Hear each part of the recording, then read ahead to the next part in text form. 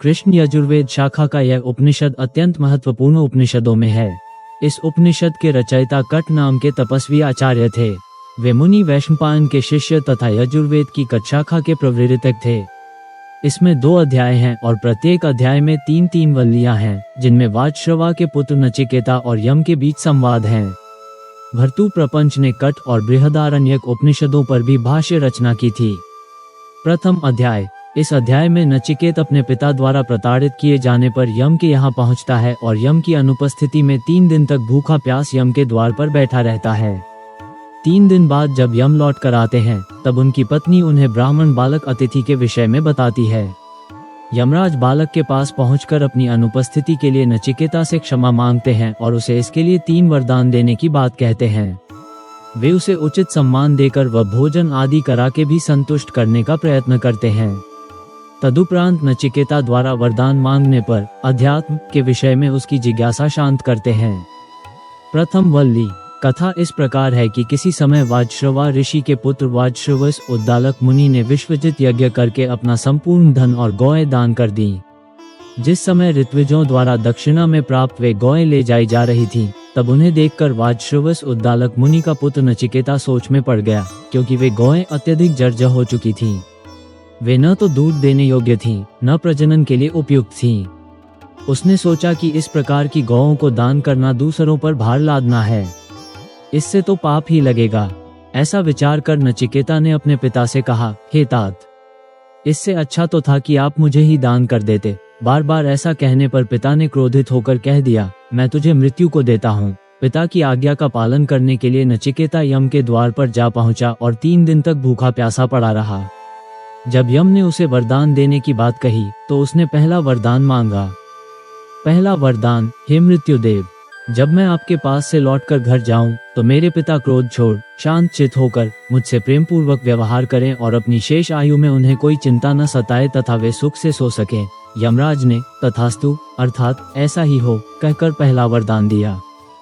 दूसरा वरदान, हे मृत्युदेव, आप मुझे स्वर्ग के साधनभूत उस अग्नि ज्ञान को प्रदान करें, जिसके द्वारा स्वर्गलोक को प्राप्त हुए पुरुष अमृतत्व को प्राप्त करते हैं। यमराज ने नचिकेता को उपदेश देते हुए कहा, हे नचिकेता, तुम इस अग्नि विद्या को एकाग्र मन से सुनो। स्वर्गलोक को प्राप्त कराने वाली यह विद्या अत्यंत गोपनीय है। तदुपरांत यमराज ने नचिकेता को समझाया कि ऐसा यज्ञ करने के लिए कितनी ईंटों की वेदी बनानी चाहिए और यज्ञ किस विधि से किया जाए तथा कौन कौन से मंत्र उसमें बोले जाएं।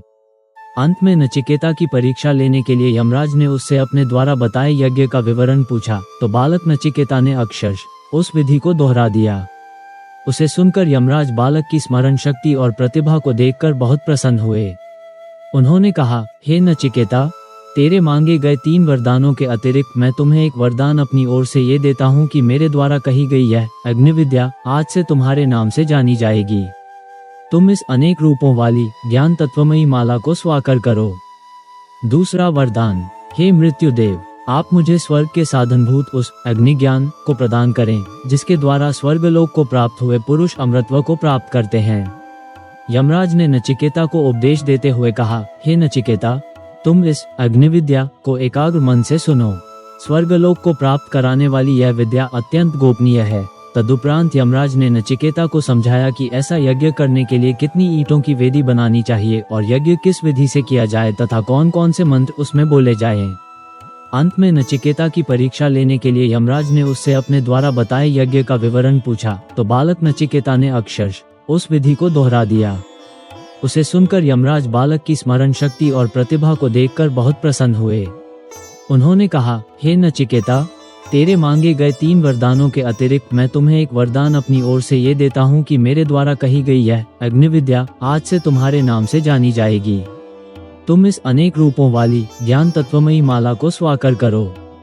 तीसरा वरदान, हे मृत्युदेव, मनुष्य के मृत हो जाने पर आत्मा का अस्तित्व रहता है, ऐसा ज्ञानियों का कथन है, परंतु कुछ की मान्यता है कि मृत्यु के बाद आत्मा का अस्तित्व नहीं रहता। आप मुझे इस संदेह से मुक्त करके बताएं कि मृत्यु के पश्चात आत्मा का क्या होता है। नचिकेता के तीसरे वरदान को सुनकर यमराज ने उसे समझाया कि यह विषय अत्यंत गूढ़ है, इसके बदले वे उसे समस्त विश्व की संपदा और साम्राज्य तक दे सकते हैं, किंतु वह यह न पूछे कि मृत्यु के बाद आत्मा का क्या होता है, क्योंकि इसे जानना और समझना अत्यंत अगम्य है। परंतु नचिकेता किसी भी रूप में यमराज के प्रलोभन में नहीं आया और अपने मांगे हुए वरदान पर ही अड़ा रहा। द्वितीय वल्ली, यमराज ने नचिकेता के हठ हो देखा तो कहा, हे नचिकेता, कल्याण और सांसारिक भोग्य पदार्थों का मार्ग अलग अलग है। ये दोनों ही मार्ग मनुष्य के सम्मुख उपस्थित होते हैं, किंतु बुद्धिमान जन दोनों को भली भांति समझकर उनमें से एक अपने लिए चुन लेते हैं।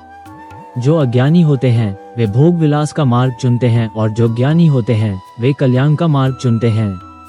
प्रिय नचिकेता, श्रेष्ठ आत्मज्ञान को जानने का सुअवसर बड़ी कठिनाई से प्राप्त होता है। इसे शुष्क तर्क वितर्क से नहीं जाना जा सकता। यमराज ने बताया, प्रिय नचिकेता, ओम ही वो परम पद है, ओम ही अक्षर ब्रह्म है। इस अक्षर ब्रह्म को जानना ही आत्मा ज्ञान है। साधक अपनी आत्मा से साक्षात्कार करके ही इसे जान पाता है, क्योंकि आत्मा ही ब्रह्म को जानने का प्रमुख आधार है। एक साधक मानव शरीर में स्थित इस आत्मा को ही जानने का प्रयत्न करता है। न जायते म्रियते वा विपश्चिन्नायम कुतश्चिन बभूव कश्चित्, अजो नित्य शाश्वतोयम पुराणो न हन्यते हन्यमाने शरीरे। द 1st of February 18 अर्थात यह नित्य ज्ञान स्वरूप आत्मा न तो उत्पन्न होता है और न मृत्यु को ही प्राप्त होता है। यह आत्मा न तो किसी अन्य के द्वारा जन्म लेता है और न कोई इससे उत्पन्न होता है। यह आत्मा अजन्मा, नित्य, शाश्वत और क्षय तथा वृद्धि से रहित है। शरीर के नष्ट होने पर भी यह विनष्ट नहीं होता। हे नचिकेता, परमात्मा इस जीवात्मा के हृदय रूपी गुफा में अणु से भी अति सूक्ष्म और महान से भी अति महान रूप में विराजमान है।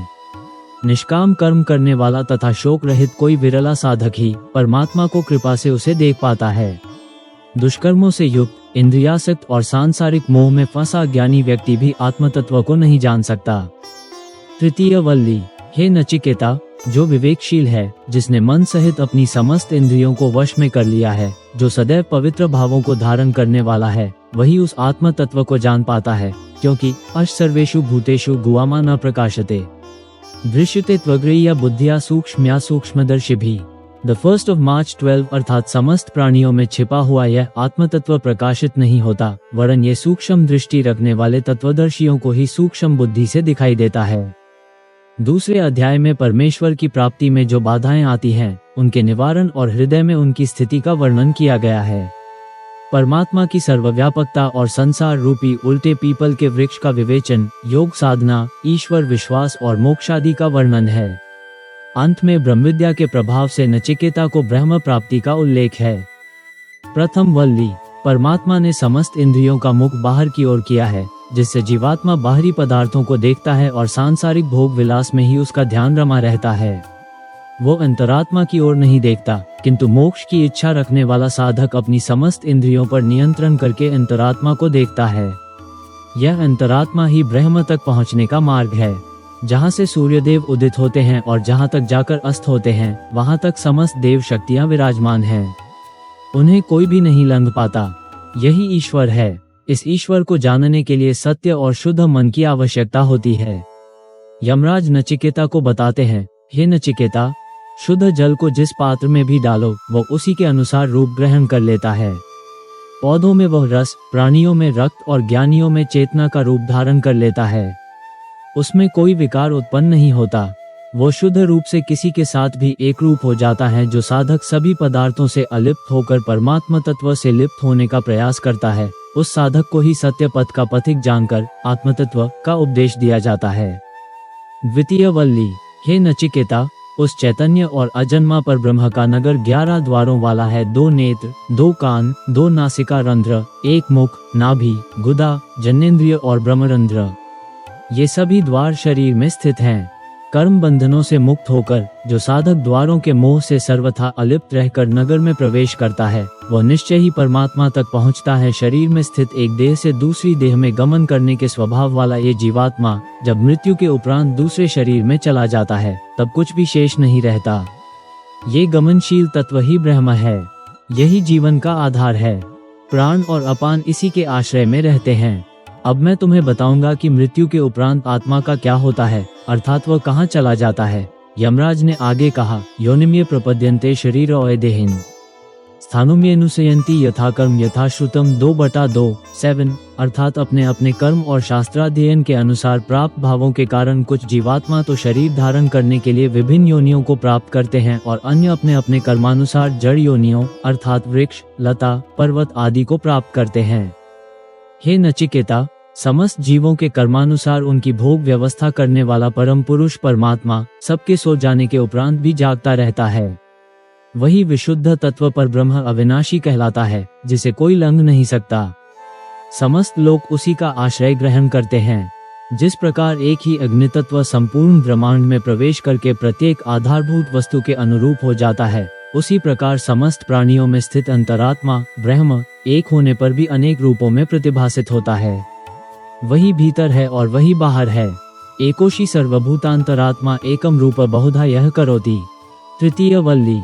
इस वल्ली में यमराज ब्रह्म की उपमा पीपल के उस वृक्ष से करते हैं जो इस ब्रह्मांड के मध्य उल्टा लटका हुआ है, जिसकी जड़ें ऊपर की ओर हैं और शाखाएं नीचे की ओर लटकी हैं या फैली हुई हैं।